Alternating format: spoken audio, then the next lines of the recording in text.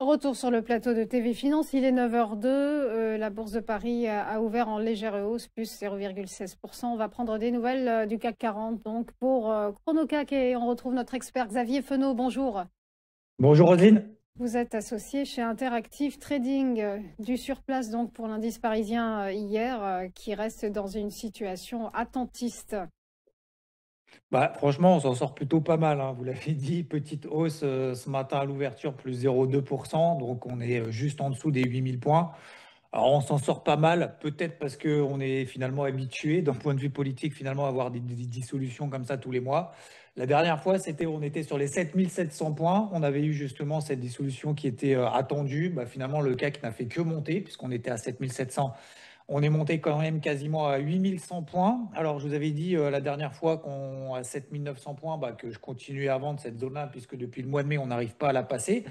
Alors, c'est vrai qu'entre-temps, on a quand même le taux à 10 ans en France qui est passé. Alors, ça fait un moment déjà quand même au-dessus de la Grèce. On est passé même au-dessus de l'Italie. Donc, on est les numéros 2 de la zone euro.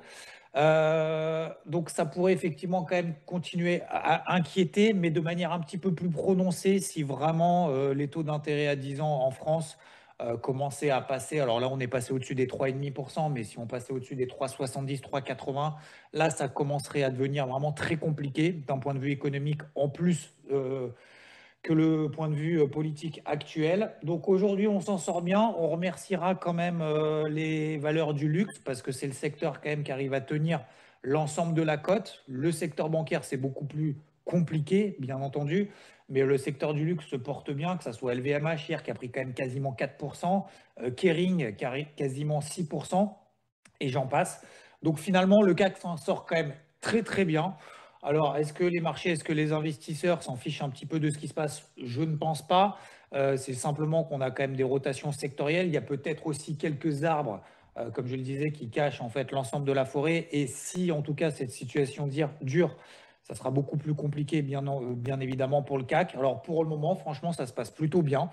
Moi, j'avais une casquette rouge sous les 7900 points. Cette stratégie a fonctionné des mois et des mois. Ça n'a pas fonctionné la dernière fois. C'est pas bien grave. Pour autant, est-ce que je mets maintenant une casquette verte sur le CAC entre 8000 et 8100 points, étant donné le contexte? C'est un peu compliqué, sauf si on est optimiste. Je suis pas sûr qu'il y en ait quand même beaucoup dans le coin. Mais voilà, pour le moment, force est de constater que tant qu'on tient les 7900 points techniquement sur le CAC, on peut se dire qu'on est toujours plutôt en mode un peu enthousiaste et on passe à travers de l'aspect politique. Donc 7900 points, ça va être vraiment le gros niveau que je vais surveiller ces prochains jours, enfin prochaines heures, prochains jours et peut-être prochaines semaines. Comme vous l'avez dit tout à l'heure, voilà, le CAC, on est un peu en mode attentiste, ce qui est quand même relativement normal. Mais franchement, c'est pas bien grave, hein. Je pense que si on enlevait les graphiques, on aurait pu se dire, parce qu'on a vu à la télé justement ces 2 derniers jours en disant, oulala, le CAC, il perd 2% suite justement à nouveau le départ du Premier ministre.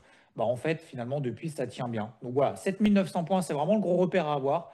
Si on passe là en dessous, ça veut dire que sur les taux à 10 ans en France, ça devient de plus en plus compliqué et donc que le CAC risque de s'enfoncer un petit peu plus. Heureusement, on a le secteur du luxe qui tient tout ça. Donc ça aussi, c'est à regarder, à mettre dans un coin de sa tête, ou en tout cas d'être positionné à l'achat, puisque nous, on est positionné à l'achat, que ce soit sur Hermès, sur Kering, mais également sur LVMH, où ça se passe très bien.